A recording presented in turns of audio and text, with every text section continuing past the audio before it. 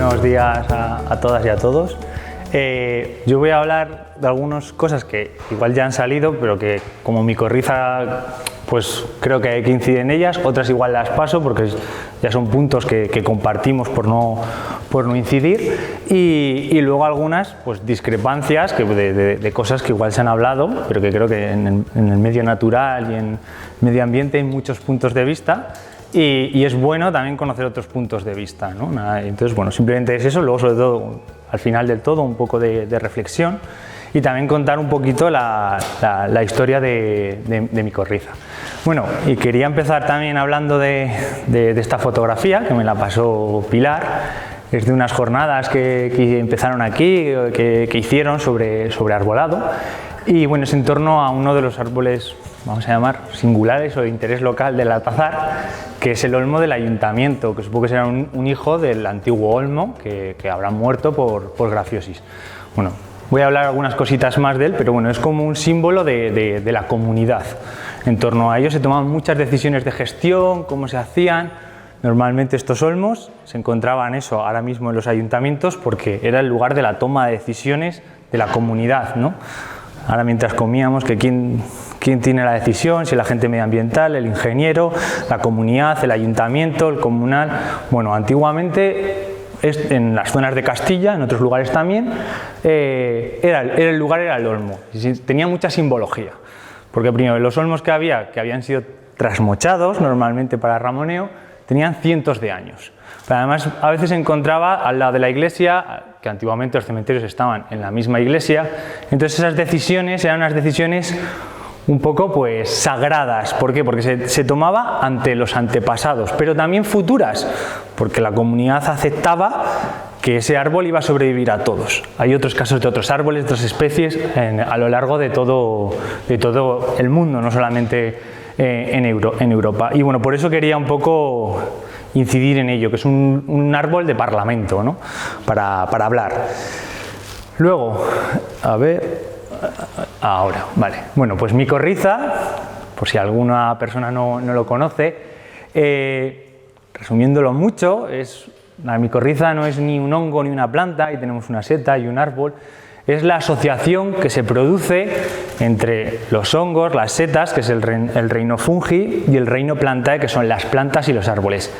Y la mayoría de los árboles y las plantas que conocemos están micorrizados. Y a través de ahí pues hay un beneficio recíproco que se beneficia tanto el hongo como la planta. Pues un poco nuestra filosofía a la hora de enfrentarnos a los retos, a las problemáticas y a los proyectos, ¿no? Pues compartir desde mundos muy diferentes para construir algo que de una única forma no lo podríamos construir. Y bueno, en este caso, bueno, pues el hongo da agua y minerales y nutrientes a la planta, y la planta da hidratos de carbono, que el hongo no lo puede conseguir. Pero bueno, se puede hacer muchísimo más complejo, y nosotros también lo hacemos mucho más complejo, ¿no? Aquí tenemos un hongo, pero que se hace con plantas, con otros hongos, con árboles,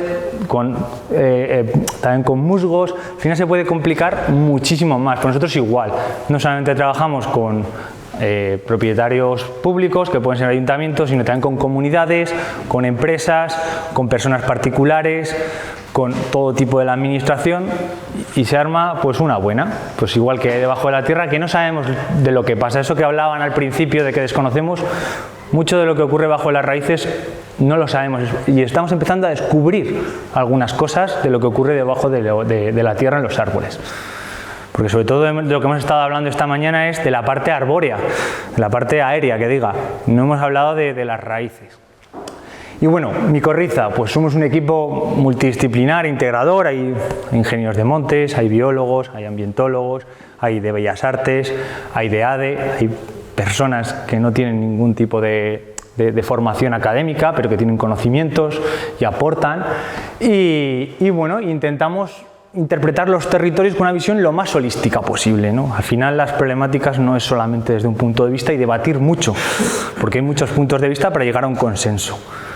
Y además, pues un diálogo intergeneracional, ¿no? Como se ha hablado esta mañana, preguntando a los más mayores, como el reconocimiento que se ha hecho esta mañana, que ha sido muy bonito, pues de las personas más mayores a los más jóvenes. Eso es uno de los valores que intentamos aplicar en los proyectos que nos iniciamos o en las iniciativas que hacemos. También un diálogo urbano-rural. Yo vengo de una zona despoblada, como se ha dicho, mi pueblo tiene menos de 10 habitantes.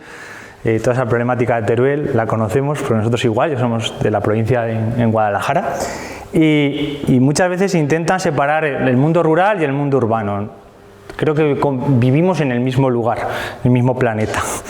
Y entonces a partir de ahí tenemos que también establecer un diálogo, porque hay unas visiones urbanas y unas visiones rurales y hay que llegar también a puntos de coexistencia. También con lo tradicional y lo tecnológico. Al final las herramientas, como nos han mostrado esta mañana, tomografías, LIDAR láser, todo eso puede ayudar al conocimiento que desconocemos o un conocimiento tradicional que estaba ahí, confirmarlo o desmentirlo también. Porque a veces hay conocimientos que simplemente se han ido de año en año, transmitiendo de generación en generación e igual no eran correctos.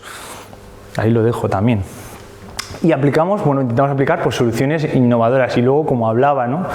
Una relación simbiótica de nuestros proyectos entre nosotros mismos y con las entidades y las personas que participamos. Al final el objetivo es un ganar-ganar. Ese es el objetivo, a veces se llega y a veces no, pero en eso trata la micorrización, pues una vez llegas, bueno, y si no hay relación, pues se rompe la micorrización. Y bueno, un poco el corazón de donde estamos es en la comarca de Molina de Aragón y en el Alto Tajo, una zona muy despoblada de la provincia de Guadalajara, pero bueno, también trabajamos en toda la provincia de Guadalajara y parte de la Comunidad de Madrid, eso lo que es más físicamente, y provincias pues limítrofes como puede ser en Cuenca, en Soria, en Teruel, bueno, pero y luego también trabajamos en red con otras entidades a través de todo el territorio. Y estos son los 5 primeros, los 5 objetivos con los que trabajamos, que es la restauración ecológica de espacios degradados, impulsar la educación ambiental, promover la responsabilidad social corporativa. Ahora mismo vivimos en un mundo capitalista que las empresas influyen mucho y tienen mucho poder económico y de recursos. Pues intentar que revierta en la sociedad, bueno, pues es una línea de trabajo que llevamos. Conservación del espacio mediante custodia del territorio. Luego hablaremos de ello y si queréis más podemos hablar más. Muchos de los temas que voy a tratar hoy son pinceladas porque son para hacer talleres de horas, porque son temas complejos. Al final intentar fomentar un desarrollo sostenible, que es una utopía, es difícil, pero bueno, es un camino. Es muy complicado llegar a esto, ¿no? Que es lo sostenible, ¿no? Social, económico y ecológico, ese es llegar a ese punto. Es una forma de camino de trabajar. Y bueno, estamos en la Comunidad de Madrid, estamos hablando de árboles singulares, me toca hablar también esa parte un poco más fea de legislación, voy a intentar que sea lo más amena posible y la voy a un poco comparar también. Bueno, ¿qué es un árbol singular? Hay miles de formas de descripciones y definiciones en Internet.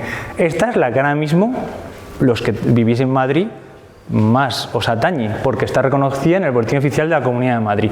Vivimos en el imperio de la ley, aunque muchos igual no sabemos interpretarla, lo desconocemos, pero es lo que nos rige a día de hoy, sobre todo. Árbol que cuando se muere lo echas en falta. Esto no es una que escuché hace mucho tiempo, pero bueno, es otra definición, ¿no? Igual más mundana, pero que igual todos podemos decir cuál es nuestro árbol singular. Aquí está, que lo hemos visto ya esta mañana, esta es Alicia Navarro en 1935, fue Miss España y Miss Europa y nada más llegar de eso, lo primero que hizo fue fotografiarse en el drago como un elemento importante y representativo del pueblo, ¿no? Simplemente es una anécdota, ¿no? Ya habla esta mañana Susana de ello, entonces creo que no hace falta aportar nada más, pero bueno, como otro árbol muy famoso a nivel del Estado es el árbol de Guernica, ¿no? El lugar donde juraban los que gobiernan las tierras vascas, aunque todo eso no es el País Vasco exactamente, sobre todo era el señorío de Vizcaya. Los reyes católicos, para tomar el señorío de Vizcaya, tuvieron que jurar debajo del árbol porque era el representante de todos. Es una tradición que ha ido, pero bueno, tenemos el primer árbol reconocido, que es del siglo IV a 1745, que aproximadamente vivió 350 años. Luego tenemos el árbol viejo, 150 años. Luego el árbol hijo, 112 años. Estos son árboles que han ido muriendo. No, el árbol que podemos ver no es el que había hace 500 años. Bueno, y este se plantó, luego le vino una enfermedad y no fue bombardeado en la guerra civil, que también es uno de los mitos que había, aunque antiguamente era una forma de dominar a los pueblos, ¿no? Es decir, eliminar sus árboles totémicos o más representativos que representaban a toda la comunidad.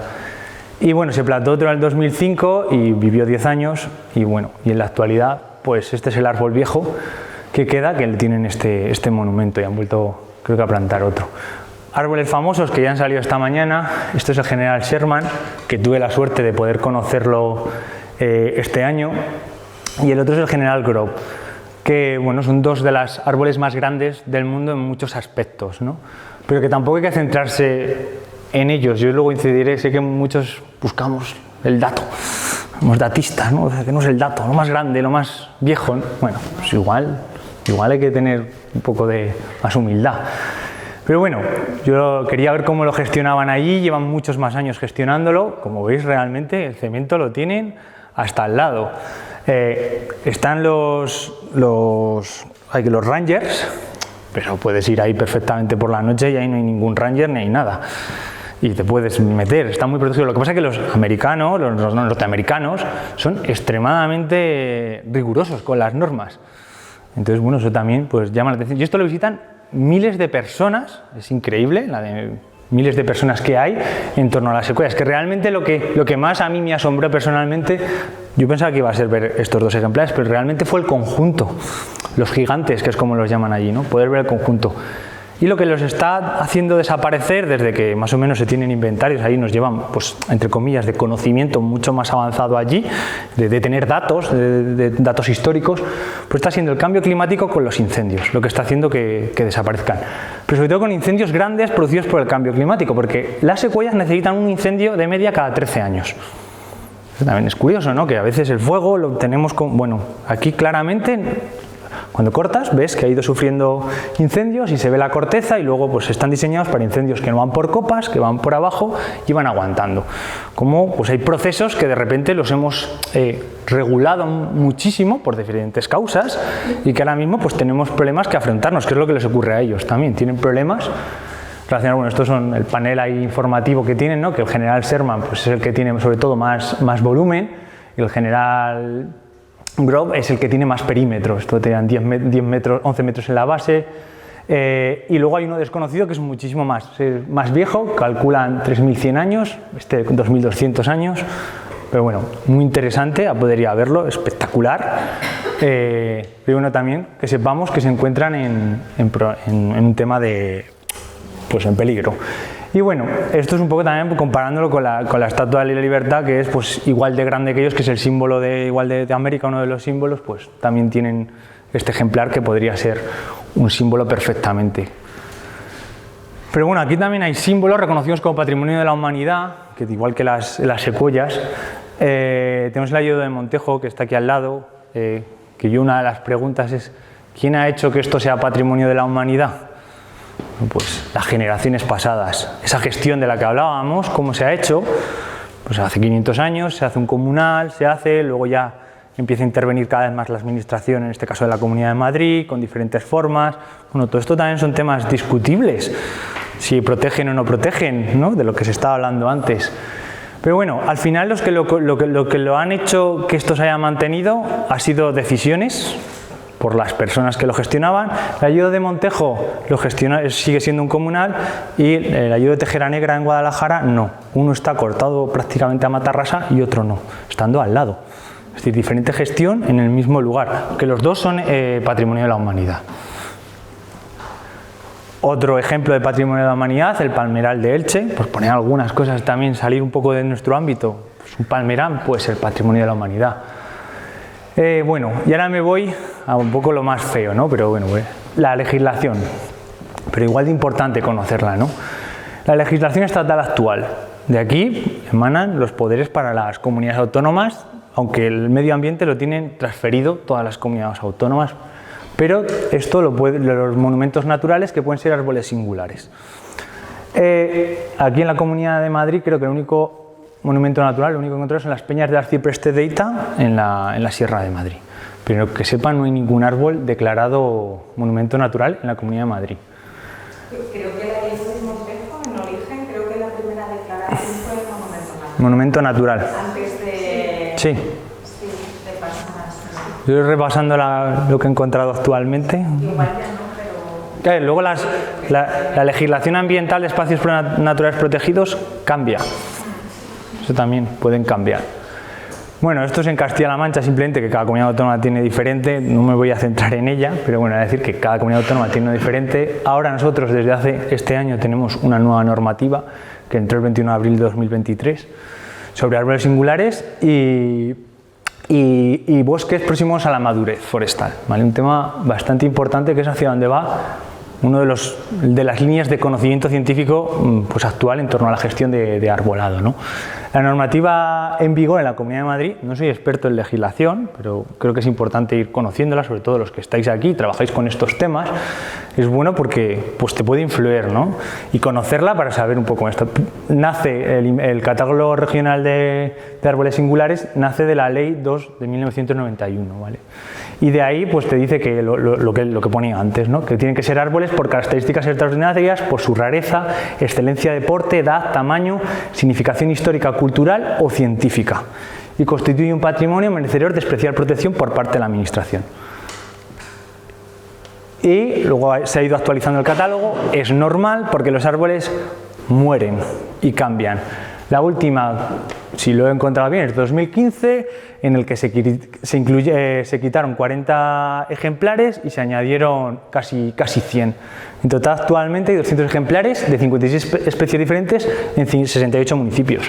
Castilla-La Mancha tiene muy poquitos, acaba de empezar, tenía unos poquitos, pero acaba de empezar realmente. Aragón tiene muchísimos más, aún tiene un sistema muy interesante también de catalogación, también por participación social para proponerlos. Te puedes meter en la Comunidad de Aragón y puedes decirle, oye, yo creo que aquí hay un árbol singular interesante. Entonces luego ya la Administración lo evalúa y ya decide si tiene los valores suficientes para estar en el catálogo de árboles de arbolado singular. Pero la mayoría de las comunidades autónomas tiene algo de legislación al respecto. Eso quiere decir que es un tema importante social, a nivel social. Que parezca mentira, es un tema bastante importante. Y luego, aparte, en la Comunidad de Madrid tenéis una ley de arbolado urbano, que también es interesante porque afecta mucho, pero también es más avanzado que otras comunidades autónomas que no tienen esta ley. Pero no se cumple. No se cumple. Claro, probablemente ya, pero bueno, la ley está como muchas otras leyes que no se cumplen, pero tenéis la suerte de tenerla. En otro que no tienes la ley, no puedes hacer nada.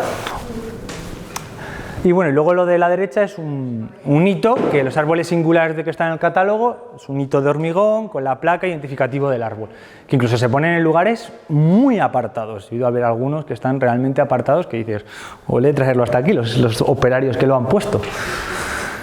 Y bueno, luego iniciativas desarrolladas por parte de Micorriza, algunas que hemos participado en alguno de sus aspectos o en toda su totalidad.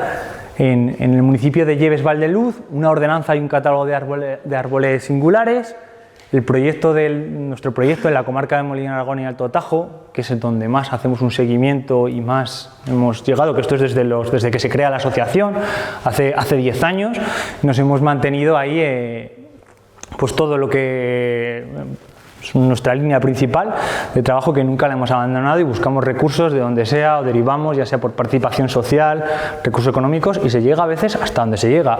Hay victorias y hay fracasos. Ahora os contaré. Luego también ayudamos a una iniciativa de recopilación de árboles singulares en la Sierra Norte de Guadalajara, que fue a través de la Asociación de la Serranía Norte y nosotros que les estuvimos ayudando, y que fue por participación social. Fueron los vecinos y las vecinas los que proponían árboles. Nosotros simplemente ayudamos en hacer ese pequeño filtrado, que luego hablaremos de qué cosas hay que conocerse y qué cosas no. Ese es el eterno debate con el patrimonio. ¿Conocer o no conocer? Si tenemos cargo de esa carga que puede tener ese elemento patrimonial, ya sea natural o cultural. Luego, una base de datos a nivel provincial, que fue el mío proceso, también por participación, a través de los ayuntamientos y de cualquier persona que quería participar, y de ahí salió una herramienta de, bueno, pues ya tienes un catálogo para que los ayuntamientos puedan trabajar también a nivel individual, también puede ser a nivel provincial, o la administración, en este caso de la Junta, pues los quiera catalogar o declarar como árboles singulares. Luego, acciones de conservación de ejemplares puntuales, pues por algún daño que hayan tenido. o amenaza que hayan podido tener, carreteras, obras, que es normalmente los árboles singulares mueren porque la obra de turno de al lado se hace a la sombra del árbol y no se tiene en cuenta pues que hay raíces, esas raíces tienen efectos. Y bueno, la estrategia de trabajo que seguimos: identificación, evaluación, formación, protección y difusión, ¿no? Un poco de todo esto. ¿Por qué son importantes los árboles singulares? Algunas cosas me voy a repetir, ¿no? Importante como recurso genético a veces, porque es el único ejemplar que hay, o es el más grande que se ha mantenido. Igual no es ni bonito, ni grande, pero tiene una importancia genética especial. Pues eso también puede tener rareza científica. Lo que hablabas, Nada. Lo que decías, sí que la patrimonio de la humanidad se debe a las poblaciones humanas. Bueno, yo tengo ahora como que trato de evitar un poco esa visión antropocéntrica y que somos parte de. Yo creo que hay un legado natural y, por ejemplo, en parte de las hayas del Chaparral han encontrado que genéticamente guardan de la genética de los hayedos del norte de Europa, claro, de Avanzar. Sí, claro. Entonces, a eso me refiero, que son súper importantes. Claro. No solo lo que estamos viendo en el presente, sino en esta generación, sino lo que ya han vivido y lo que les queda. A nivel histórico evolutivo, la península ibérica ha sido un refugio de especies de todo tipo, animales y flora, por los diferentes movimientos de los hielos, como refugio de esta genética. Y muchas de las especies que están en Centro Europa tienen más diversidad aquí en la península ibérica porque están en recónditos que ni siquiera esas poblaciones a día de hoy se pueden conectar. Hablamos de tejedas, hablamos de tiledas, hablamos pues de robledales, etcétera, que han quedado, y es muy interesante, o de populus, como hemos visto antes. Entonces, bueno, ese es otro punto de vista que a veces es difícil y estamos descubriendo cosas ahora, ¿no? Pero claro, no se puede evaluar todo, no hay recursos para todo.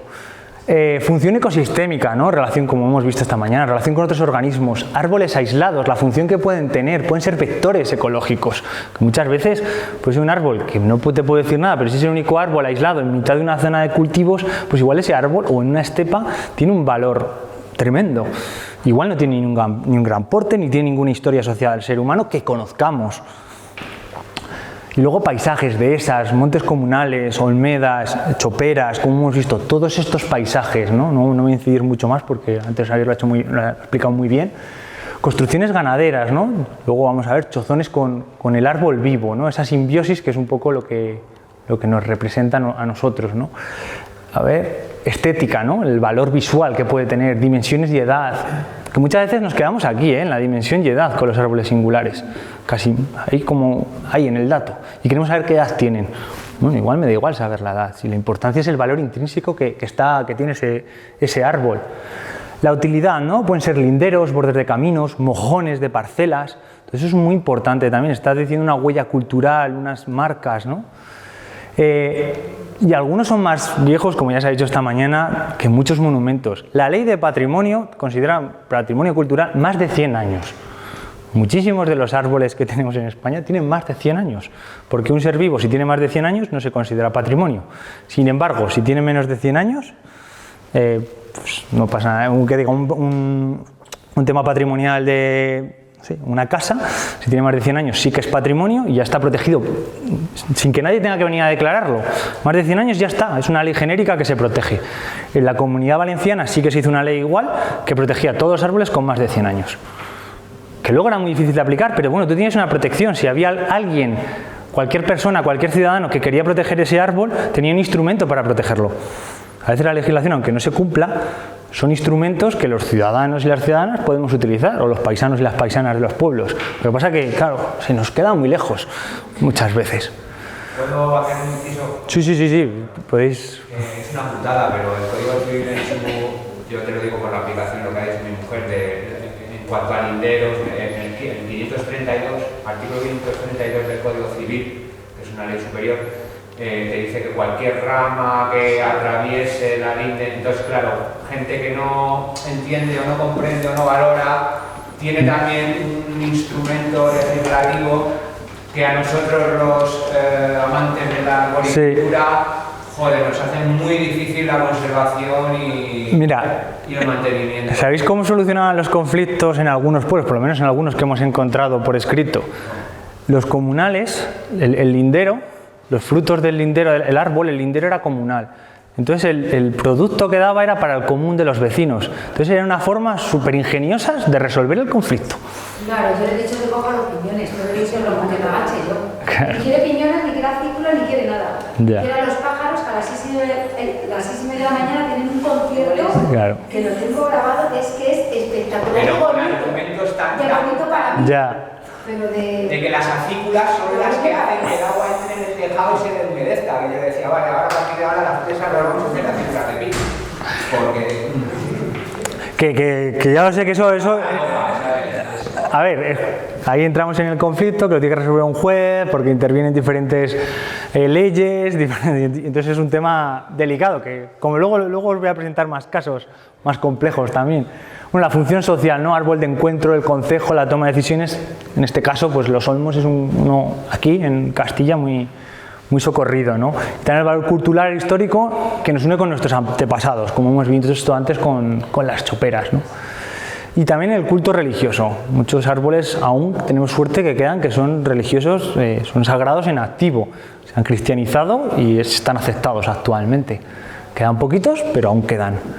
Y el potencial turístico sostenible, ¿no? Que esto es la última fase, igual el uso que puede tener también ahora más moderno, que es el más delicado de todos desde nuestro punto de vista y que hay que tener, pues bueno, pues bastante más cuidado. Bueno, y esto es simplemente que al final un árbol es toda una historia. Aquí tenemos un montón de historias a través de esta rodaja de una encina que se cayó con una tormenta y se secó, y bueno, pues la sacaron en el ayuntamiento de Valdeluz y luego un experto pues contó los años y empezó a identificar pues los diferentes procesos ecológicos que ha tenido el árbol, incendios, pudriciones. Los que sabréis del tema estaréis observando muchas cosas, ¿no? Que se puede aprender, ¿no? ¿Y cómo lo hemos hecho nosotros? No quiere decir ni que sea ni lo mejor ni lo peor. ¿Cómo lo hemos hecho nosotros? ¿No? Pues primero una búsqueda y una catalogación, un trabajo bibliográfico, consulta de la cartografía antigua, preguntar a la población local, a agentes medioambientales, a la administración, a expertos, incluso a párrocos que puedan quedar en los pueblos que lleven igual toda la vida. Y luego localización en campo y luego ya la toma de medidas más forestales, ¿no? que es a 1,30, la circunferencia, perímetro, copa, bueno, datos más técnicos. Y por ahí lo último es hacer un inventario, un documento que consideramos no público por encontrarse ejemplares sensibles a las visitas, que es bueno que lo conozcan los responsables de autorización de proyectos, pero igual no tiene que ser público que lo conozca todo el mundo porque es un poco el debate y sobre todo cuando no tenemos control sobre lo que se publica y más ahora con las nuevas tecnologías. Ahora mismo ya todo el mundo con un móvil, un GPS puede llegar a cualquier parte, da igual que sea recóndito, que encima puede ser un peligro para el visitante también, ¿no? De ese árbol, pues igual no hay que ir a verlo. Si está metido ahí en un cerro ahí súper escondido que te puedes caer, pues igual no hace falta ir a ver todos. Hay algunos que está bien que se queden como reserva. Y luego ya un catálogo, que es un documento público de los árboles que no les afecta que les visiten o incluso que pueda ser bueno para ellos. Pondré ejemplos. A priori dices, si eres muy purista, dices que visiten un árbol puede ser bueno, siempre va a tener unos impactos, pero no puede haber árboles en zona urbana, que es interesante que los visiten, en el borde de una carretera, en el borde de un camino, en un monte en producción. Pues puede ser interesante que ese árbol se conozca y tenga un reconocimiento social para que se proteja. Por eso yo siempre, a mí me dicen a veces en los talleres que es todo muy depende. Sí, en la gestión es muy depende. Depende de la gente que vaya a verlo. Pero a veces es mejor que igual que no vayan o al revés, o que vayan porque entonces no van a venir el encargado que esté de turno de lo que sea y que decide cargárselo. Por desconocimiento muchas veces, realmente la mayoría de las veces no quieren hacer ningún mal. Bueno, esto es un documento histórico de 1900, un mapa con un montón de topónimos y una de las cosas pues es empezar a buscar aquí. Sabina de las Mentiras. Esto es en Mejina, que es un pueblo de la comarca de Molina de Aragón. Y claro, Sabina de las Mentiras queda el topónimo. Preguntábamos a todos en el pueblo, que quedan poquísimos, y nadie lo conocía. Y al final ya un abuelo muy mayor dijo, no, yo de pequeño me acuerdo que había un tronco ahí muy grande. ¿Veis lo rojo? Lo rojo es la carretera nueva. que se hizo después de la guerra. Y entonces la Sabina de las Mentiras se fue. ¿Por qué la llamaban de las Mentiras? Suponemos, y un poco por lo que nos contó, pues porque ahí iba la gente de paseo por la tarde a tomar algo, hablaba y se decían muchas mentiras, en lugar de rumores. Por eso de la Sabina de las Mentiras. Pero bueno, simplemente es una anécdota, ¿no? Y luego los olmos, ¿no? Que he empezado al principio, es otra línea, dentro de los árboles singulares, una línea que llevamos pues especial, debido sobre todo a la grafiosis que afectó, hizo que desapareciesen en la mayoría de las plazas, ermitas y puntos de agua importantes que han desaparecido de toda Europa y de Norteamérica, debido a la grafiosis, que es un hongo que venía de Asia. Y bueno, esto simplemente son de Carlos Castell en 1881, que dice que bueno, en la provincia de Guadalajara probablemente era el árbol más querido, ¿no? Y bueno, y habla de algunos de los célebres olmos de La Puerta y no menos conocidos de Ocentejo, que es otro pueblo de ahí, del Alto Tajo, que tiene unos ejemplares muy grandes. Bueno, tenía, este es uno. Contaban los abuelos, le dan una personalidad, le dan una vida, le dan un sentir, que decían. Y fue tan bueno que iba uno con la mula y la mula se paró y entonces el árbol, mira, hubiese caído para cualquier lado menos en esa calle y no hizo mal a nadie. Y luego aquí también en la Sierra de Madrid, que se habla de Colmenar, ahí de la Oreja creo que es, cuando se murió, todo el mundo tiene un trocito del olmo guardado, ¿no? Al final era como la comunidad, a veces una forma de despedirse cuando se tenían que emigrar era dar un abrazo al olmo o de bienvenida. Aquí tenemos otro, este es el olmo de Amayas, que está vivo, es un olmus minor, pero no es resistente a la grafiosis, le puede afectar, y cuando mueren normalmente queda esto. En algunos pueblos se ha dejado por ese cariño que se les tenía, ¿no? Las flores, al lado del ayuntamiento está... Sí, aquí hay... Ya no está, ¿no? la escultura de bronce. Sí, la escultura ahora una escultura de bronce. Estuvo muchos años el esqueleto ya, pero... Esto es muy curioso, ¿no? Este tronco, cuando se murió, llegó el alcalde de turno en ese momento y decidió coger con una retro, contrató una retro, o era una suya si era agricultor, no me sé exactamente bien el punto, pero cogió y lo tiró al vertedero. Y los vecinos cogieron y lo volvieron a llevar y lo plantaron con hormigón. Vale. Entonces, eso es un poco también, eso, ¿no? Ha habido también, es normal, pasamos de un momento de cambio de cultura y era como todo lo pasado era malo, todo el pasado era malo, pero también, bueno, es una limpieza que intentamos hacer muy dura, ¿no? Cultural. Aquí tenemos más, estos son de archivos, ¿no? que se encuentran ahí un montón, voy a ir un poquito más rápido. Y una de las iniciativas que participamos también a nivel social, esto es en la provincia de Guadalajara, la 5 prácticamente representa a todas las ONGs de la provincia, junto con el ministerio. Nos hemos juntado para hacer el proyecto Un Olmo Mil Historias, en el que lo que hacemos es solicitar un olmo resistente a la grafiosis, que los tiene el Ministerio, es el proyecto de investigación más largo de España, más de 35 años, y han ido encontrando clones genéticos, bueno, es decir, genéticos que son resistentes a la enfermedad por sus características, entonces la grafiosis no les afecta. Esto es otro tema para hablar. Entonces lo que se va haciendo, se va volviendo a plantar en las ermitas o en las plazas. Y esto, bueno, pues con el apoyo del Ministerio y la Universidad Politécnica de Madrid. Aquí también, muy bien. Muy bien.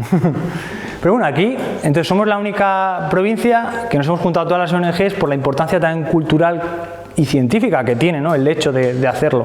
Y entonces lo que se pide es que sea en un suelo público, se pone una placa y que se haga un acto cultural. Y cada pueblo decide cómo es el acto cultural. Uno es una comida, otro es un concierto, otro es simplemente cuentan la historia antigua del olmo. Otros, si tienen un poema, le leen el poema. Bueno, lo que decida cada pueblo. Otros celebran el cumpleaños del olmo cada año y vuelven a hacer otra fiesta. Bueno, hay diferentes iniciativas. Bueno, se van plantando ejemplares, son pequeñitos, pero bueno, es como la esperanza de que dentro de 200 años vuelva a haber otra vez olmos grandes. Y bueno, la protección jurídica. Ordenanza municipal de arbolado de interés local. ¿Esto qué es? Es una ordenanza que salió en la Comunidad Valenciana, pero que vale para cualquier municipio, en principio, que esté adecuado al orden legislativo romano. Es decir, que estas ordenanzas también se están aplicando en América y en otros países de Europa. Es una ordenanza que os invito a que la conozcáis. Nosotros la tenemos en nuestra web subida, pero ahí en más medios está subida. Y entonces lo que ocurre aquí es que es una ordenanza que habla de los árboles de interés local. Entonces son administraciones diferentes y si hay un choque entre, por ejemplo, la Junta de Comunidades o la comunidad autónoma y el ayuntamiento o la comarca, depende de cómo sea cada comunidad autónoma, pues el choque se lo tendrá que decidir un juez, porque ambos tienen competencia sobre ese arbolado. Y bueno, los ayuntamientos más grandes tienen luego más medios. Es una ordenanza estudiarla y que facilita, tiene un órgano de consultor, la participación social, para evitar muchos de los conflictos y las problemáticas que luego tienen los ayuntamientos. Por desconocimiento muchas veces se juntan, entonces bueno, pues es a que la leéis, os invito y bueno, si la queréis proponer a vuestro ayuntamiento, pues la podéis proponer. Muchas veces, casi todos los ayuntamientos es una cosa que lo ven positivo. Los más pequeños pueden desconfiar porque igual no tienen recursos y pueden considerar que pueden ocurrir más líos, pero se suelen poner de acuerdo, aunque parezca mentira, todos los partidos, porque es un tema muy de consenso. Luego, la custodia del territorio. Tengo luego para hablar muchísimo más. Ahora voy a dar unas pinceladas. Si me pedéis, hablo más, pero es que es largo. Pero bueno, es una nueva herramienta, entre comillas, lleva ya muchos años. Es una herramienta para proteger la biodiversidad, para conservarla. Y que sale desde el movimiento ecologista, y de las ONGs, y es ideal para trabajar sobre todo con el sector privado, que muchas veces no llega a la administración, porque la administración llega a lo público, pero también a veces es para apoyar lo público, porque los ayuntamientos no tienen recursos o el comunal no tiene recursos.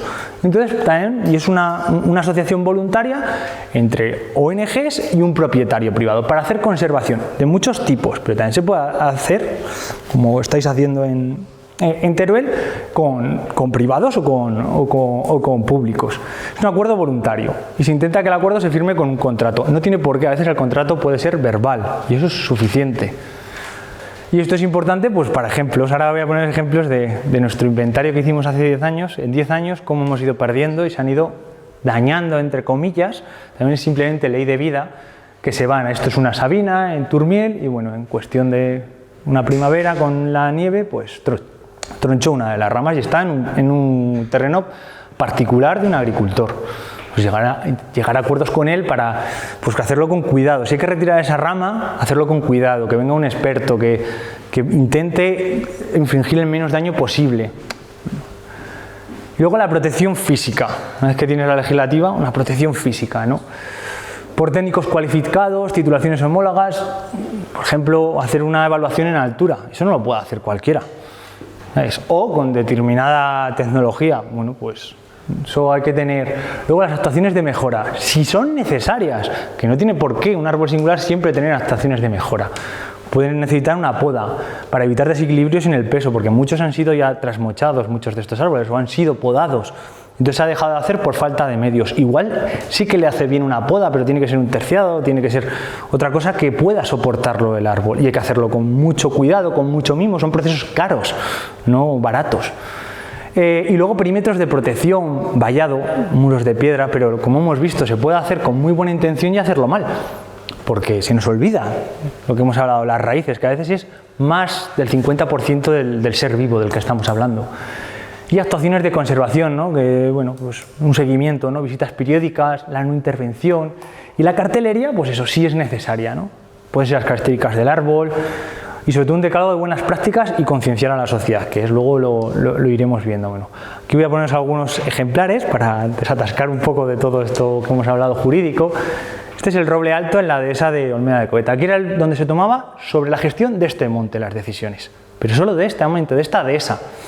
Y entonces era el punto de toma de decisiones. También en este pueblo tienen una, que se me ha olvidado poner la foto, una encina, la encina Conceja. ¿Qué? Olmeda de Coveta, en Guadalajara. También tienen una encina Conceja que es igual que aquí como el bellotero.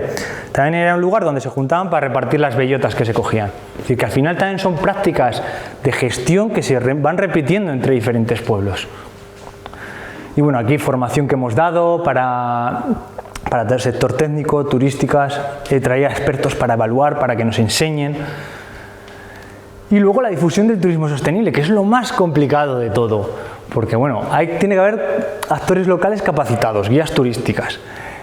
Pero sobre todo determinar qué árboles son visitables y evaluar las cargas turísticas y un plan de intervención. Eso es complicado de tener, cuesta mucho dinero tener todo eso, porque al final es un trabajo y un consenso y luego que se cumpla, porque al final muchos árboles en España que vas a verlos, bueno, y en Europa vas a verlos y han muerto de éxito, tienen daños, sí, y es que entonces es una responsabilidad muy grande el que decide poner ese árbol en público. Yo a veces pues es relativamente, pasas miedo, dices, ostras, ¿y si se muere por mi culpa? Yo aquí 300 años y yo lo he puesto para conocerlo y ahora va y se muere porque de repente tiene una carga turística no controlada y llevaba ahí 300 años tranquilamente, o 500, o los que sean.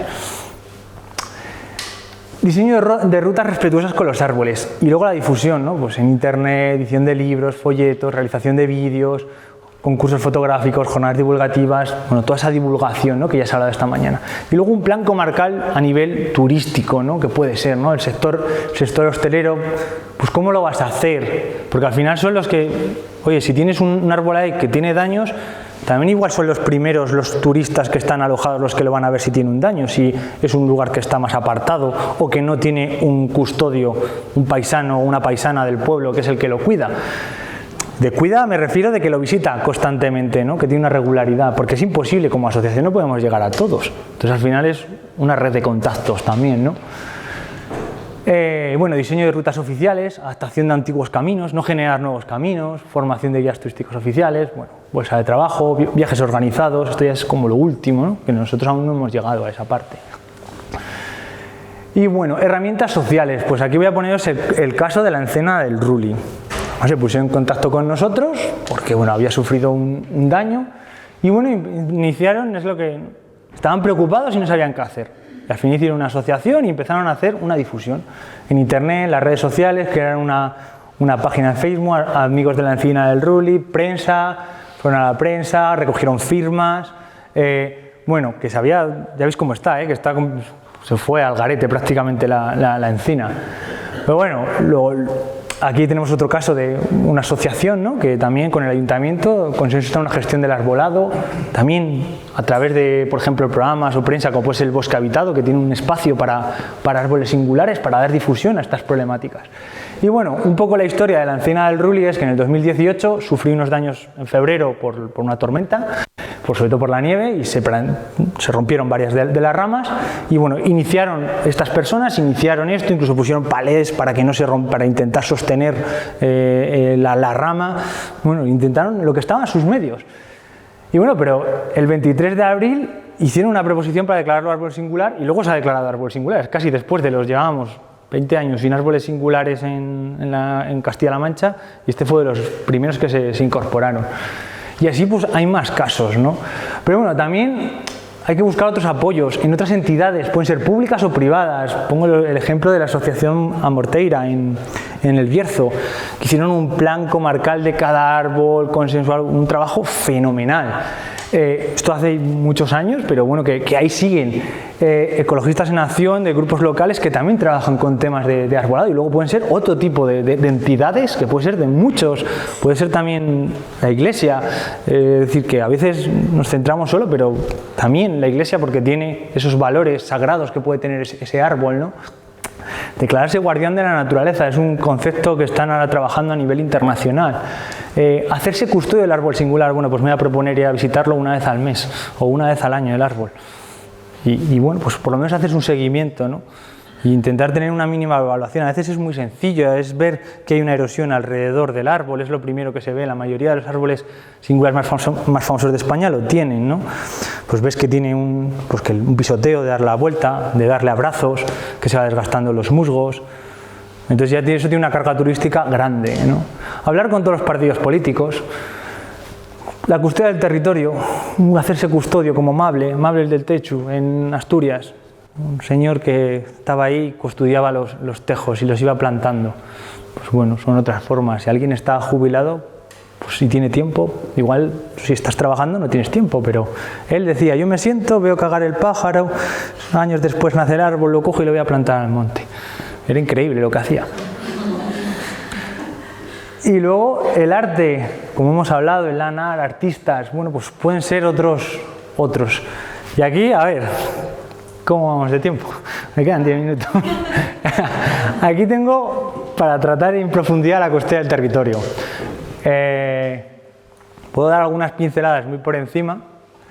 A ver, en principio terminamos a las 2, dijiste que igual lo alargábamos un poquito, no sé si los presentes se tienen que ir. ¿Podemos alargarlo o no? Porque si no, empiezo a cortar ahora, y te pillamos en 10 minutos. No sé si alguien tiene prisa, si podemos alargar 15 minutos. ¿Sí? ¿Sí? Vale. Bueno, esta es parte de la presentación, es de Antonio Ruiz Salgado, que es abogado y consultor especialista en legislación del Foro de Custodia del Territorio. Entonces, esta parte me la ha dejado, ¿no? Hay tipos de bienes, primero los tipos de bienes que existen, los privados, los públicos, los comunales y los colectivos. ¿Qué es el titular? ¿Quién lo gestiona y qué limitaciones hay? Este es el meollo de la cuestión, para empezar. Que es diferente y claro, por eso hay jueces, porque esto no es fácil decir ¡hasta aquí! No, es una línea un poco difusa y que se entremezcan y entran en conflicto y muchas veces pues se tiene que solucionar en un juicio, no a palazos, pero en un juicio. Y luego la gobernanza, que es la toma de decisiones. Según la UICN, que es la Unión Internacional de Conservación de la Naturaleza, está la gobernanza por parte del gobierno, la gobernanza compartida, la gobernanza privada y la gobernanza por los pueblos indígenas y las comunidades locales. Los comunales, que se conoce aquí en España, ¿no? Y la custodia del territorio entraría en la gobernanza privada, porque normalmente puede ser pues eso, un privado, ¿no? Declarada y administrada por propietarios individuales, por organizaciones sin ánimo de lucro, por ejemplo ONGs, universidades, cooperativas, por organizaciones con ánimo de lucro, por ejemplo personas o propietarios corporativos. Todos estos pueden ejercer la gobernanza privada. Entonces, ¿qué actores entran en la conservación, ¿no? La conservación pública, conservación en tierras de titularidad pública, políticas públicas, pues que te regulan, aunque sea lo privado, aunque sea un terreno tuyo privado, te regula. Y dentro de ahí está la conservación privada, dirigida por entes privados y conservación en tierras de titularidad privada. Privada puede ser un monte en mano común, porque es privado de un colectivo. Y de aquí luego hay un montón de cosas más que se derivan: pago por servicios ambientales, bancos de conservación, servidumbres de conservación, contratos territoriales agrarios, medidas agroambientales, áreas privadas protegidas, que aquí igual se da poco en España, pero está recogido, en muchas comunidades autónomas lo tienen esta figura. Pero bueno, en otros lugares del mundo es una de las figuras que puede ser muy importante también. Y la custodia del territorio pues está entre la conservación pública y la privada. Y está recogida en la ley que hemos hablado antes, la 42/2007. Definiciones, función social y pública del patrimonio y promoción de la custodia del territorio, en el artículo 76. Este es el marco jurídico en el que se mueve, aunque bueno, intervienen muchas más cosas, ahora hablaremos. Conjunto de estratégicas o técnicas jurídicas a través de las cuales se implican los propietarios y usuarios del territorio, porque también pueden ser usuarios. Pues igual, no ser dueño, por ejemplo, de las aguas, de una acequia de riego, de una comunidad de riego, es un uso de un bien, pero no son propietarios del bien, pero sí lo tienen como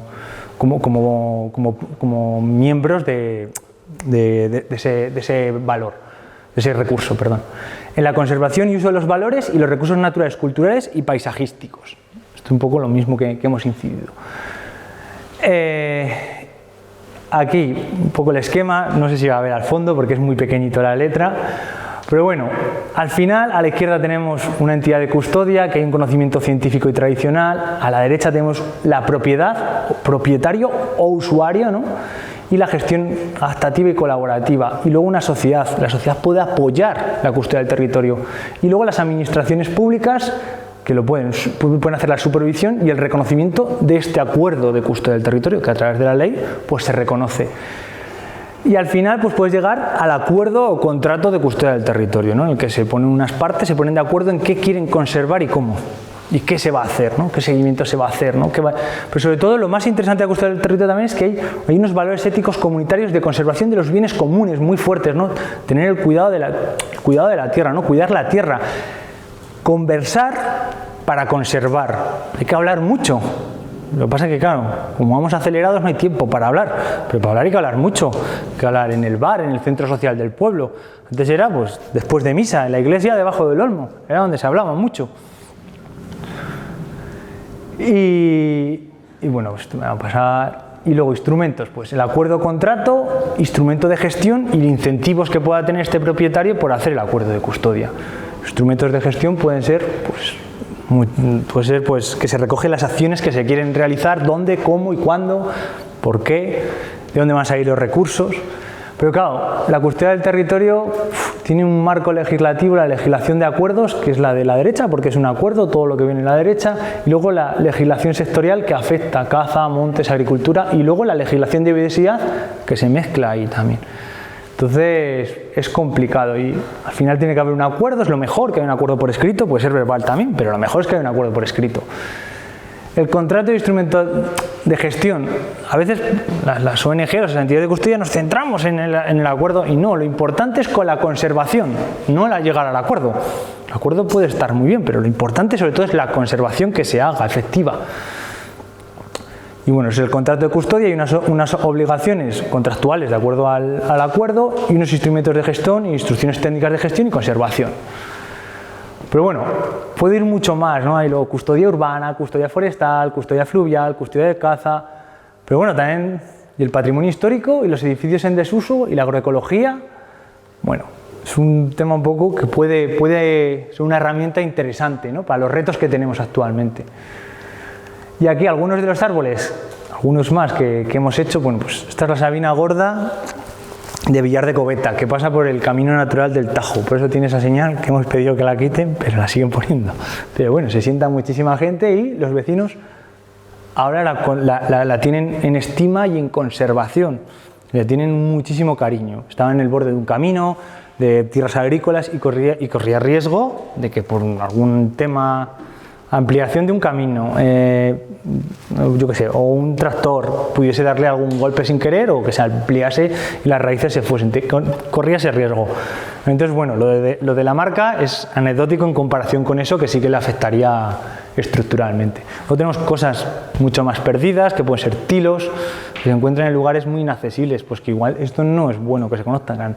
Árboles sagrados en activo, como el roble de las ermitas, que tiene 2 agujeros y ahí se ponía una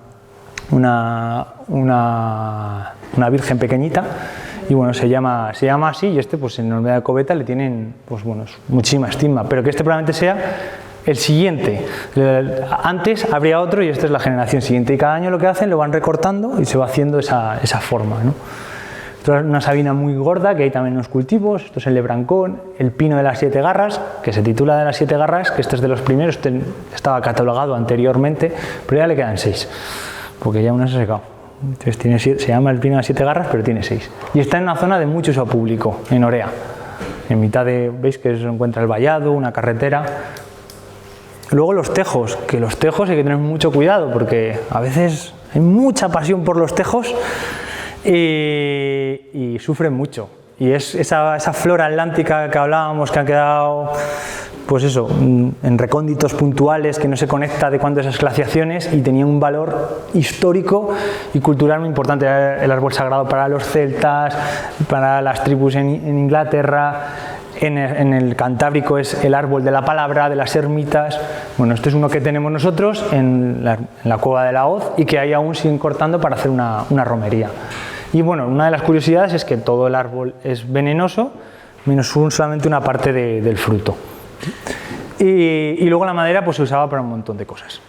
Para los famosos arcos ingleses, pero bueno, para el uso común. Entonces las poblaciones están se han reducido mucho, aunque llevamos unos años que se han recuperado, pero están muy reducidas históricamente. Hay una asociación que se llama Amigos del Tejo, si la queréis también conocer, también muy interesante, que hace un trabajo pues muy bueno. Y luego pequeñas acciones que pueden ser una tontería. Esta es una acacia normal, alóctona, pero se llama la acacia, esto es en Molina de Aragón. ¿Y qué ocurre? Que está en el lugar donde es una plaza, que hay una serie de bares, entonces varias generaciones han crecido a la sombra de esa acacia y tienen muchos buenos recuerdos. Y esto. ¿Dónde quedamos? En la acacia. ¿Dónde estás? En la acacia. Hay un equipo de fútbol que se llama la Acacia. Y por eso que a veces no tiene a veces es como, no, tiene que ser autóctono. O no. Aquí al final, bueno, pues lleva... Es muy divertido porque hay varias personas que dicen que su abuelo es el que lo plantó. ¿Sabes? Sí. Pero bueno, una de las cosas que tenía, que se le quería mucho a la acacia, pero mirar cómo estaba, con la señal y la papelera ahí en el alcorque. Hasta al final, después de mucho insistir, se quitaron. Pero ocurrió una cosa, esto era casi Navidad, era diciembre, que estaba nevando, y bueno, se reformó la plaza esa para hacer la alcorque también más grande, y el operario de turno decidió que la quería cortar. Se armó un revuelo en el pueblo, pero brutal. Yo además no estaba en ese momento en la comarca, que estaba en Madrid y volvía por la noche. Al alcalde le frieron, al final fue ahí el responsable de jardinería, se enfrentó a los que tenían la obra. Bueno, se armó ahí un lío súper grande. Me frieron el móvil a llamadas. Llegué allí por la noche, a las 9 de la noche, nevando, y lo que más me sorprendió es que a las 9 de la noche, me acuerdo, en media hora que igual que estuve allí, vinieron varias personas, pero sobre todo lo que más me llamó la atención fue una persona muy mayor que tenía la movilidad reducida, encima estaba en obras y quería venir a enterarse qué había pasado con la acacia, que la acacia no se tocaba y estaba nevando. Entonces, para que veáis, y es simplemente, pues entiendo que pues, esa persona tendría más de 70 años, seguro. En el Molar casi me gana, bueno, casi no, que tuvo que ir a la casa de la alcaldesa, porque en la plaza había 2 cedros, que ahora ya solo hay uno, porque la reforma de la plaza cortó uno. Y lo cortó tarde para que menos vecinos lo vieran. Y cuando se levantaron y no vieran el cedro, fueron a buscar la casa. Claro. Y casi se la ganaron. Pues es un tema social muy importante que muchas veces es un desconocimiento y falta de personal cualificado.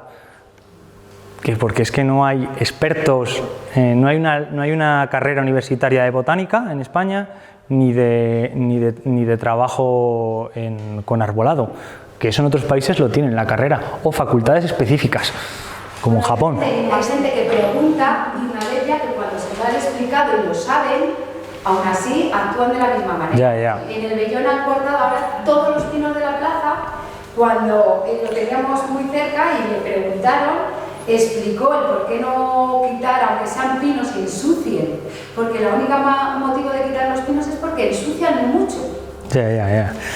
Y todo. Sí, está con responsables de ayuntamientos que les queda y dice, claro, porque muchos vecinos quieren que les quiten el árbol. Sí, ellos están todos. Porque las hojas no pueden ver, que le cagan los pájaros en el coche. Entonces, si a mí me gustan los árboles, pero taca. Esta es la encina más grande que queda en un pueblo, que también la propusieron como árbol singular en Terzaga, que queda ahí en el alto, no es muy vieja, está en un yacimiento árabe justo en las ruinas. Todo lo demás en ese pueblo se cortó a matarrasa, pues para carbón probablemente. Y es la encina la única que salvó un poquito, que es la que es un poco más grande. Y esto es otra sabina, una que queda grande, que aquí se esteaban las ovejas en torre cuadrada, y por eso tiene esa forma. Ahí como le han llegado, pero claro, el ganado también está desapareciendo. Luego esto es un árbol que le dimos a conocer porque corría peligro, hay otros más grandes, esto es una de esas, pero está justo en una carretera autonómica, se llama el árbol de la cara, porque también una generación relativamente joven, hace 10 años, ¿por dónde vas? Por el árbol de la cara, porque parece que te está saludando. Entonces, es un árbol singular que se ha hecho ahora, y no tiene ninguna historia en el pueblo, dicen, no, si es un árbol más que había en la dehesa. Pero una generación lo ha hecho como un símbolo. ¿Qué? ¿Qué localidades? Esto es en Torremocha del Pinar, en Guadalajara.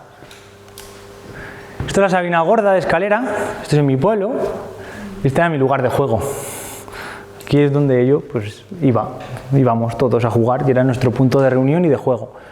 Y esto es la Sabina, que tenemos la suerte de una foto de los años 70. Está bien, más o menos, es decir, está podada, por eso tiene esa forma redondeada. Las sabinas no son redondas, son puntiagudas. Y esto se encontraba en un cruce de caminos antiguo, por acá va el camino del pueblo, está a 400 metros del pueblo, más o menos.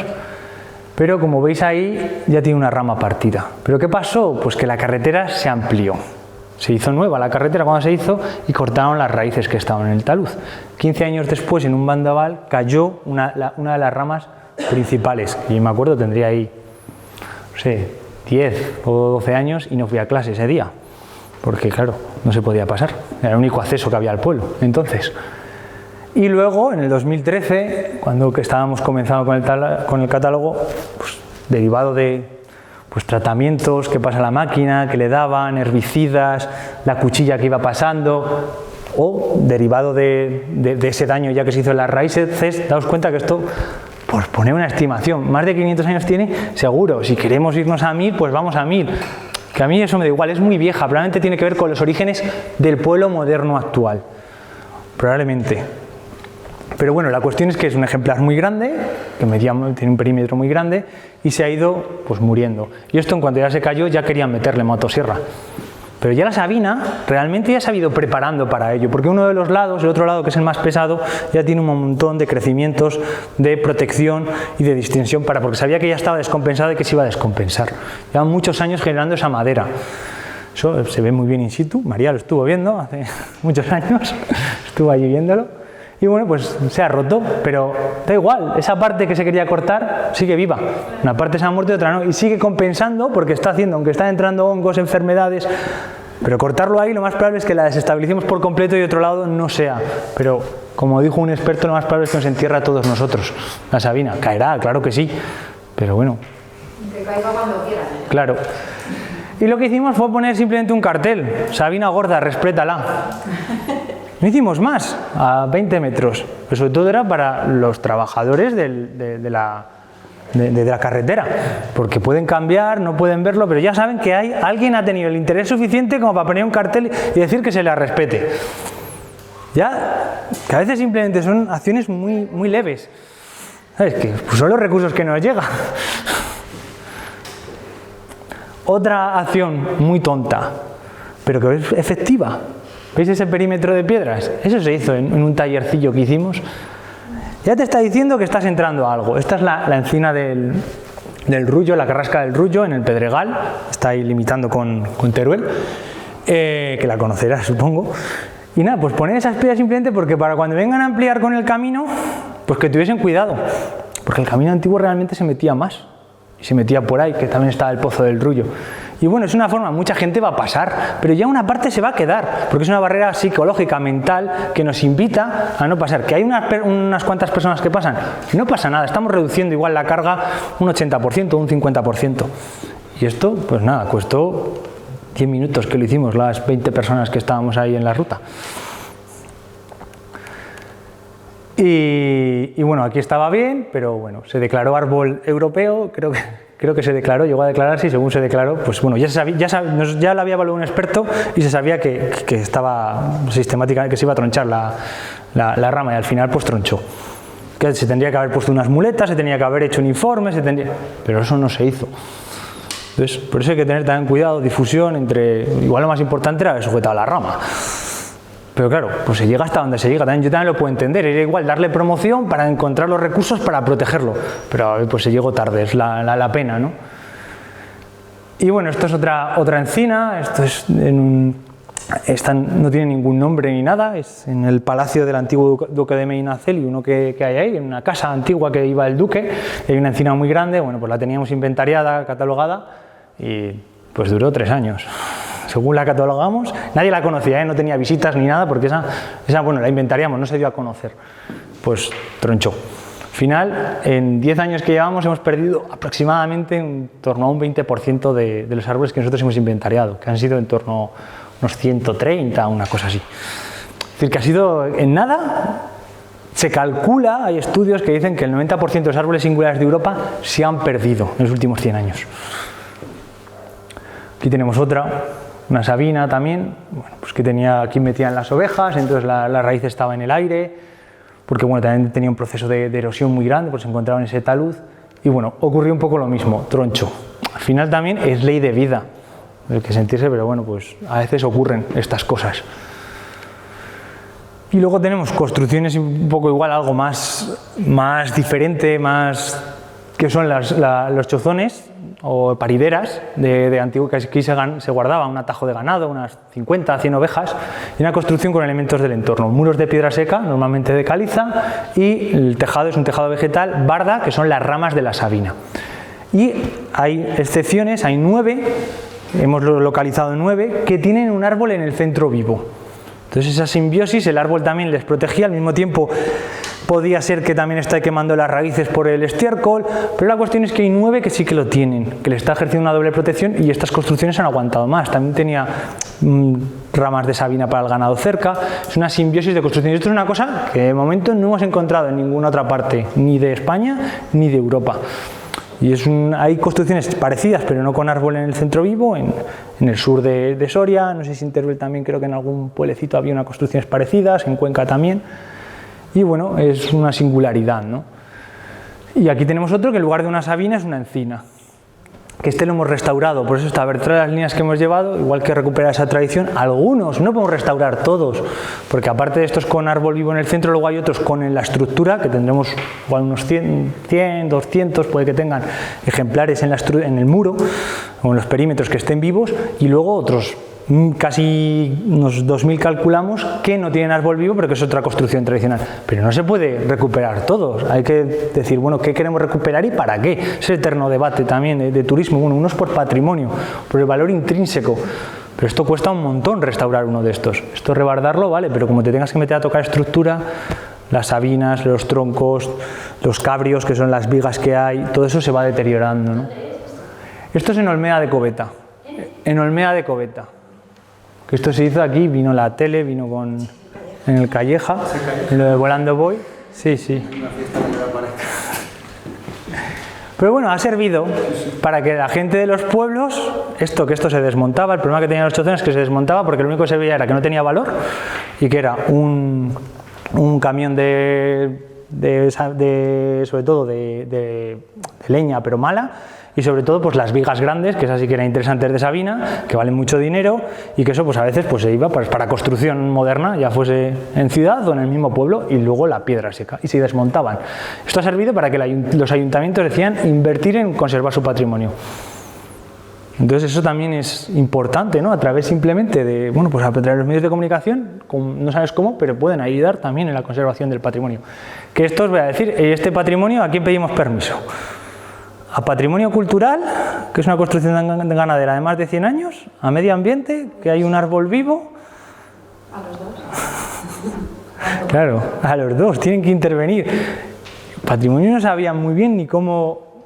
Y luego está encima, luego el parque natural lo reconoce como elementos singulares también a proteger y a conservar. Y intervienen 3 administraciones diferentes. Pero bueno, y en Castilla-La Mancha hay una normativa que dice que la sabina solamente se puede podar con hacha, porque para que veamos también cómo somos en los pueblos. Cuando se empezaron a la motosierra a llegar abundantemente, muchos dijeron que no, que la sabina solamente con hacha, porque si no con la motosierra tenía daños. Y entonces hay una orden, o es que no sé el término jurídico exactamente, que dice que las sabinas solamente se pueden podar con hacha, no con motosierra, que ya no lo hace nadie. Pero eso está, para que veamos luego. Porque eso, claro, los abuelos y abuelas de entonces se pusieron que no, que esto tiene que ser con hacha porque la motosierra le sienta mal. Es también esa reacción a la modernidad, que es normal, porque los pueblos son conservadores para mantener sus tradiciones. Su tradición era con hacha. Eso de la motosierra. La agricultura se oyen ecos, quiero decir, ¿no? Hace unos años empiezan a decir cosas. Pues nada, pues con hacha. También se limita, el hacha, claro. El hacha, pero también hay que saber usarla. Sí, claro. Bueno, hay un tema celular por ahí, por lo visto, que no es una tontería. Bueno, pues igual tienes razón. Pero yo lo que veo es que ya nadie lo hace con hacha. Ni los que lo decían y protestaban entonces. Ahora ya lo hacen con motosierra. Demasiado.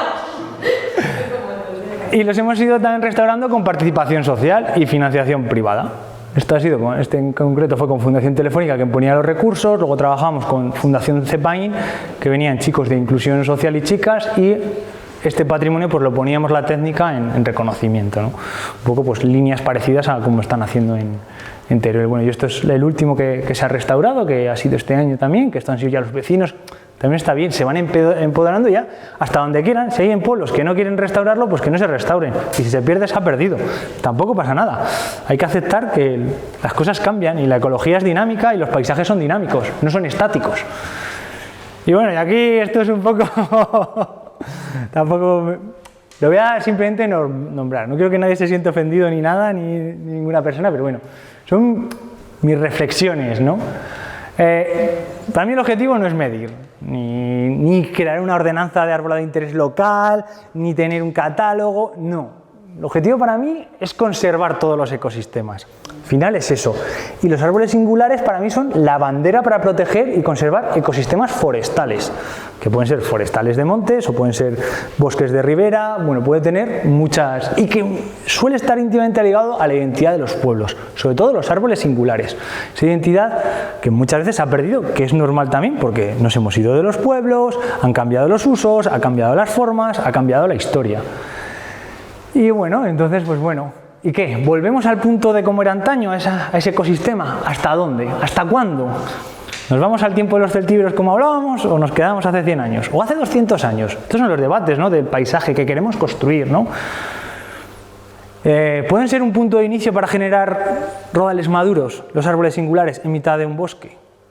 Es una idea, ¿no? Es decir, ahora hay una corriente científica y política de conservar rodales maduros porque faltan servicios ecosistémicos, esos insectos que nos han estado diciendo que necesitan árboles muertos, árboles grandes, vivos, en posición de vida. Bueno, y si un árbol singular muere por la carga turística, ¿quién es el responsable? Todos. Claro.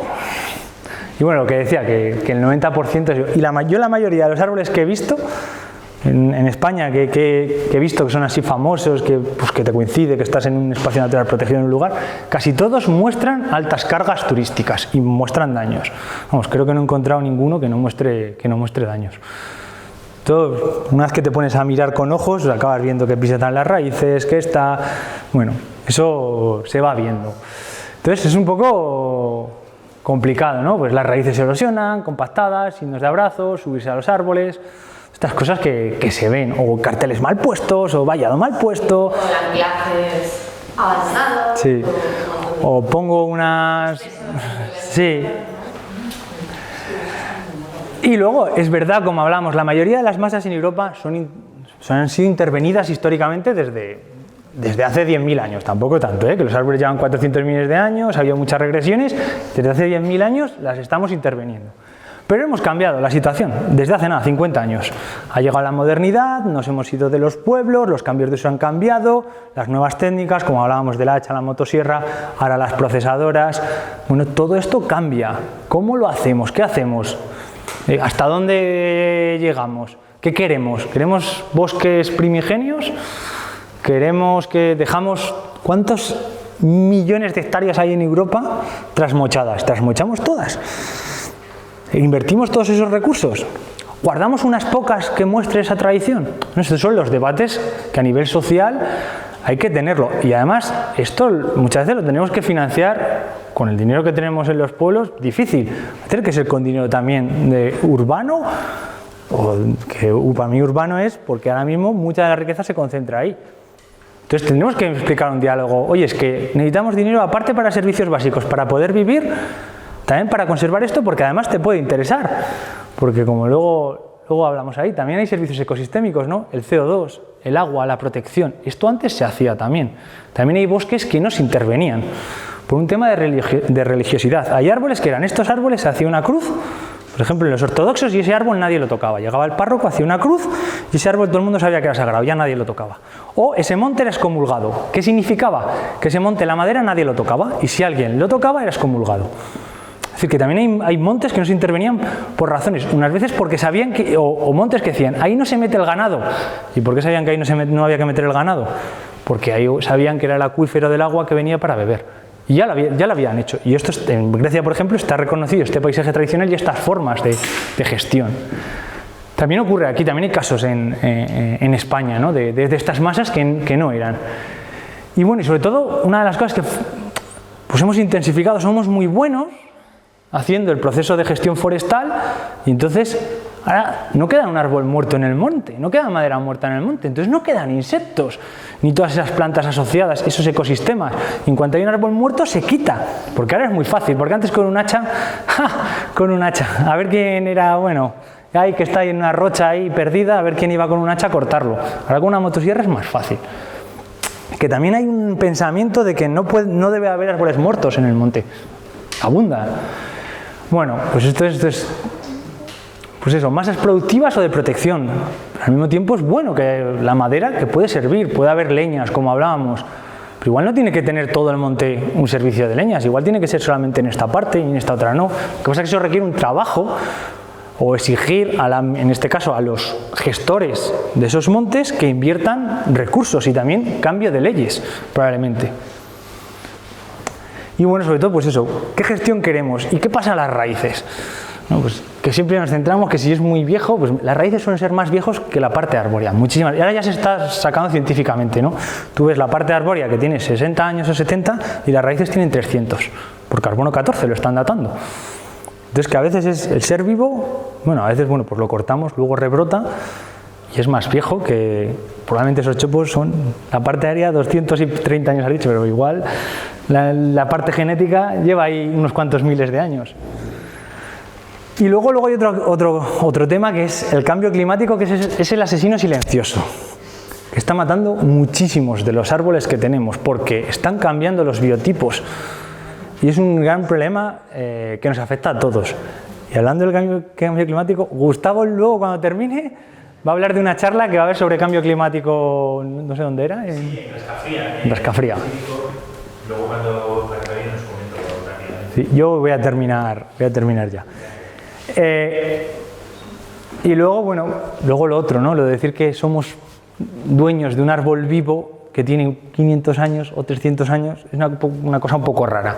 Sé que lo tenemos muy metido como occidentales. Decir que esto es mío porque está en un terreno que he comprado, pero es un poco raro. Es como si dices que es tuyo el tiburón este que está en el Antártico que vive 500 años y dices que es tuyo. Un poco raro, lo que pasa es que como el árbol no se puede mover, le decimos que tiene dueño. Realmente no tiene dueño, ese árbol es una sucesión de personas que han convivido con él. Y tú lo que eres es responsable de la vida de ese árbol si está en tu terreno. Y no puedes hacer lo que quieras. Esto es mi reflexión. Y luego, bueno, pues que son testigos de esa identidad de los pueblos, que muchos han perdido y creo que, bueno, como fue tan rápido la despoblación, hemos perdido esa identidad que muchas personas la están buscando en la ciudad. Y como hablábamos del COVID, que muchos se fueron a los pueblos a buscar esa identidad, pues tener identificado este patrimonio puede ser un nexo para que los pueblos puedan estar más vivos, ¿no? O que tengan un atractivo mayor. Que a veces también en la ciudad puede que se entienda mejor algunos puntos de los árboles. Yo por eso siempre trabajo con olmos al principio, porque los olmos, casi todo el mundo de los pueblos, la persona más mayor lo valoran como oro y las personas que vienen igual a nuestras formaciones o actividades, como vienen de la ciudad y tienen bastante conciencia con los árboles, pues también lo valoran. Y es muy interesante ese intercambio de opiniones que se produce. Y luego el árbol muerto sigue generando vida. Eso es una cosa que hay que ponerla, sigue generando vida, esos huecos para toda esa fauna, para otras plantas. Y luego nos ayuda en nuestro bienestar mental también. Vemos el ciclo de las estaciones, el paso del tiempo. Una de las cosas que también se está ahora tendiendo mucho es el bienestar de la salud humana que nos producen los montes.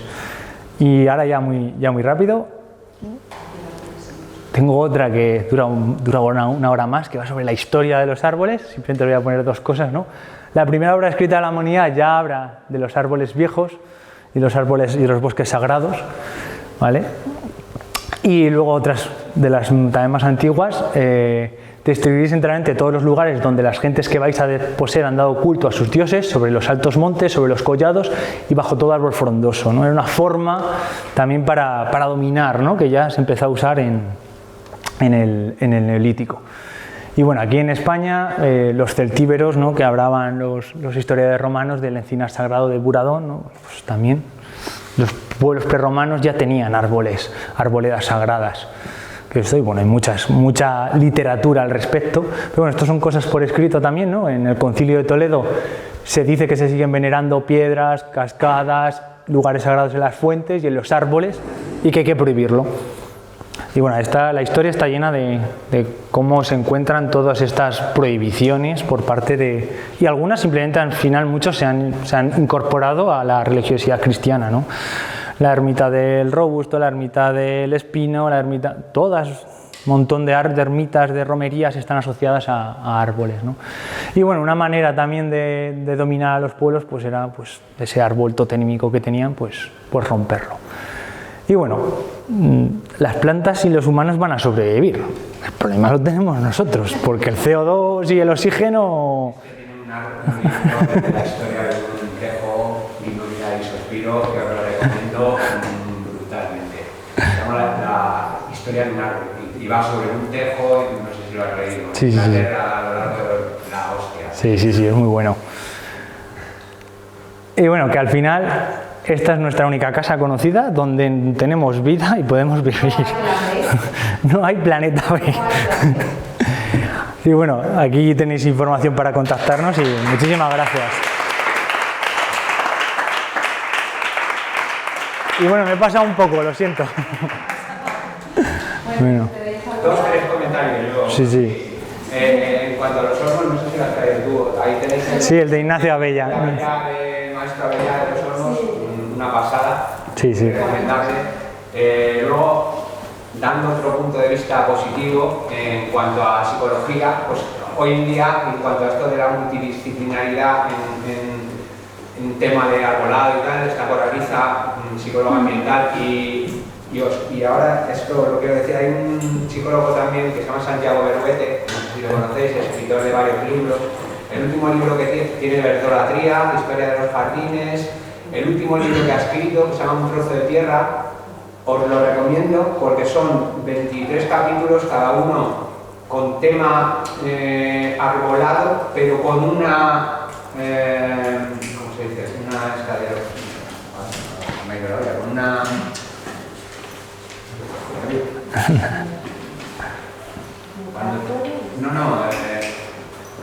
una historia detrás sí, en cuanto a los humanos, en cuanto a cómo los humanos tenemos que estar relacionados sí o sí con la naturaleza. Es muy recomendable, se llama Un trozo de tierra de Santiago Berruete, ¿vale?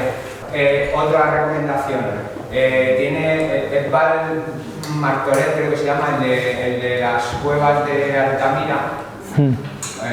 Tiene un documental muy recomendable que se llama Desextinción, Sí. ¿vale? En el que, y es una cuestión respecto a la evolución y el cambio climático, ¿no? En la antigüedad los herbívoros, algunos de los herbívoros que habitaban Europa, por ejemplo el búho, ellos para su alimentación, el 70% de la base de su alimentación era la lignina. Los herbívoros actuales se alimentan de la parte blanda. La lignina es la parte dura que tienen los árboles, ¿vale?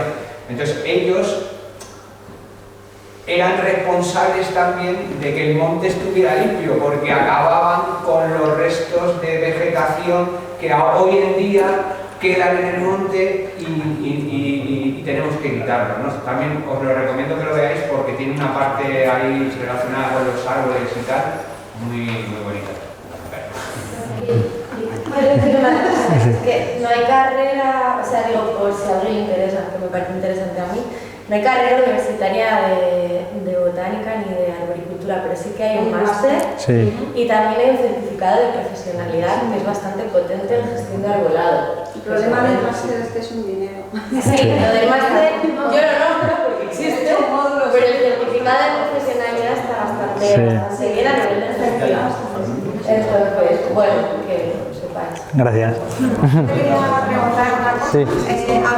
Has hablado de los inventarios y los catálogos, que por un lado es verdad que hasta que pongamos el ejemplo de la mancomunidad que se quiera empezar a trabajar con un inventario, y también estoy muy de acuerdo en lo que has dicho, de que al igual que cualquier otro recurso del medio natural, no se trata de mostrarlo todo, ¿no? Al final se cruzan varias cosas y lo que tú vas a mostrar finalmente o vas a poner en valor educativo, turístico, pues es a base de reflexionar mucho, pero la pregunta es, ¿en esos inventarios y catálogos también introducís recomendaciones para conservación? Porque aquí en la Comunidad de Madrid los inventarios que se están haciendo son horribles, porque no deja de ser una relación de árboles, de datos técnicos y ya está. El medio natural en sitios completamente inaccesibles que además yo creo que no aportan nada ni para el árbol ni para las personas usuarias.